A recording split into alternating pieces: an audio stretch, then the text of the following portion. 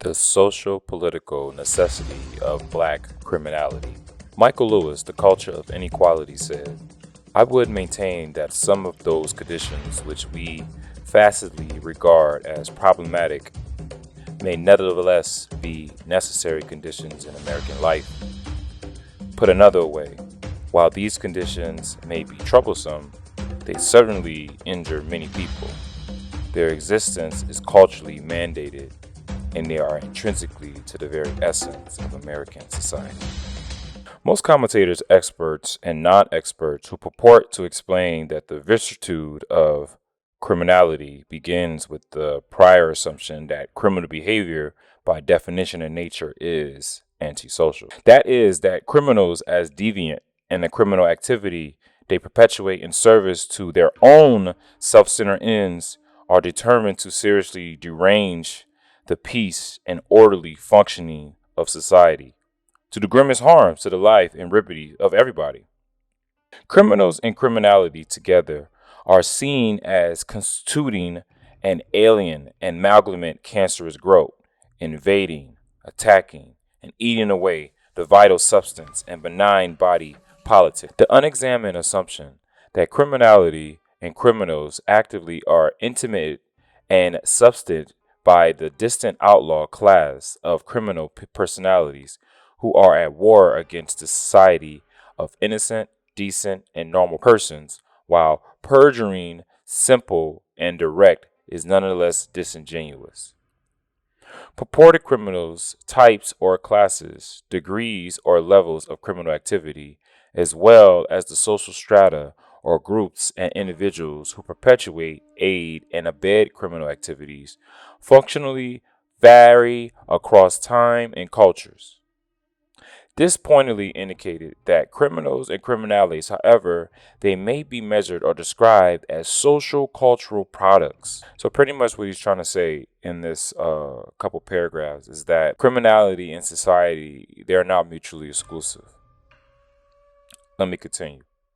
They carry and express a social genetic inheritance and their societal progenitor. Crime and society are blood relatives. They are intimately and intrinsically related. Criminals' personalities, like all personalities, are to a significant degree socially created and defined. Their behavioral characters can only be manifested within a social context. They therefore cannot stand outside social times, places, and circumstance. When a society collectively looks into the faces of its own criminals, it looks in a mirror and sees a reflection of its own likeness. As the nature of societies change, so does the nature of their criminality, and their behavioral personalities of their criminals constitutes. Neither criminality nor criminals' personalities can exist in the absence of society. Criminality as social symptoms. Criminality may be perceived as a psychological symptom of a society, not unlike an obsessive compulsion may be considered a psychological symptom of an individual. It may furthermore be perceived in a classic Freudian sense as a maladjustment compromise between two or more conflicting forces within a social and society have not yet completely integrated. Criminality as a societal symptom represents a compromise between forces and needs in opposition. Forces repressive and repressed, defensive and offensive, oppressive and oppressed, both seeking overt expression and satisfaction. Criminality as a symptom and cognitive and societal imbalances of eternal psychological incompatibilities, of mutual exclusives, inflation and deflation, of social needs being denied and distorted. Symptomatic criminality, while reflective of the societal whole, is incarnated and actually in the minds and bodies of its individuals and group constituents. It is emblematic of the societal malallocation of power and energy of resources, of societal hypocrisy, of a societal refusal to know itself and be true to its reality and possibilities. Criminality as symptoms is inherently two-faced. It is both conservative and disruptive, enthrowing and overthrowing. It serves two masters. It is a double agent, both serving and portraying. Psychoanalytically speaking, criminality as a societal neurotic symptom does not necessarily affect all segments of society in the same way. For some there are gains both primary and secondary, and for those others are for some there are gains both primary and secondary, and for others are losses. The criminal activity of one or more segment of a society may be used by other segments to achieve identity, dominance, wealth, and prestige. These dominant societal segments, classes, or groups are often born and bred of a process of repression, impoverishment of the alienated criminal segment or constituents in their societal domain. Addicted to the advantages derived from the oppression of the alienated groups, the dominated groups come to depend, whether consciously or unconsciously acknowledged, on such repressive processes as necessary to their continuing relative peaceful and profitable existence. Their dominance and advantages, more often than not, rest on the deprivational subordination of the other societal elements. The primary gain achieved by the dominant class of a society through its repression, denial, distortion, deprivation, and provocation to self-destructive anger is repressed elements, is the creation and enjoyment of a relatively conflict-free, anxiety-free, guilt-free, secure existence buttressed but a tenuous autonomy and control of its environment.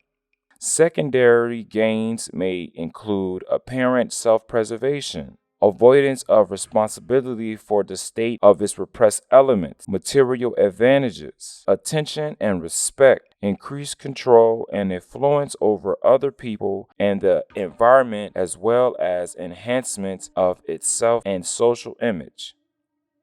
It is the greater glory of the ruling classes, that dominant class of classes, regulator of a societal economy, center of societal consciousness and self-consciousness, producer and protector of the societal self and public image, guardian and keeper of the self-serving peace, law, and order, that a societal symptom such as criminality is erected as an altar upon which the repressed classes are ritualistically sacrificed. But the dominant class does not engage in this ritual with a bold-faced cynical consciousness, for to do so would provoke even in such class self-righteousness feelings, self-condemnation, and fear of justifiable punishment. In order to escape by its own bad conscience and escape the need to atone for its repression and disposition of its repressed subordinate classes, the egocentric ruling class must through defensive self-deception and distorting lies deny its culpable and responsibility for sacrificing its own self-subordinate classes or groups. The egocentric ruling class must through defensive, self-deceptive, and distorting lies deny its culpability and responsibility for sacrificing its own same subordinate classes or groups. Personality and culture. Like personality, society or culture can be said to possess a modal character or identity and correlated behavioral orientation. Society may also be said to possess a collective consciousness, self image, and worldview. Society may usefully schematize or consistently of any number of dynamically interacting social economic group classes or social status divisions. A society's effect on its environment, its behavioral style, standing and prestige, its self image, degree and eternal integration, harmony, equilibrium, and integrity are functions of the dynamic nature and character of of its own constituents intergroup relations, its geophysical, historical, cultural, and other circumstances. In sum, the model character of society may be said to be a manifestation of its interactive outcome of its intergroup complexes and its interactive relations with external sources. The nature and character of its interaction between its constituent groups or classes determines to be measurable extent the nature of its social symptoms such as criminality. Applying somewhat simplistically that psychoanalytical models of personality social processes, we contend that societies may be usefully perceived as possessing societal groups or class egos complexes, and that these group complexes interact dynamically. The societal ruling and or influential groups which may be construed to represent its social and societal ego complex along with their collective perception and behavior styles dominate that may be called societal personalities. That is, society may be perceived as possessing a central group ego complex comprised of its dominant and most influential groups amongst other groups complexes which it or they influentially interacts.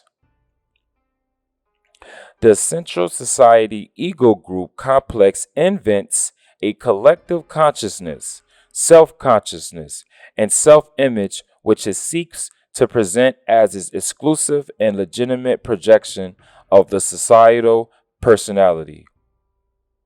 The central societal ego group complex, like the individual ego complex, is motivated by self preserving defensive security, desire for social status, power, material comfort, and pleasure.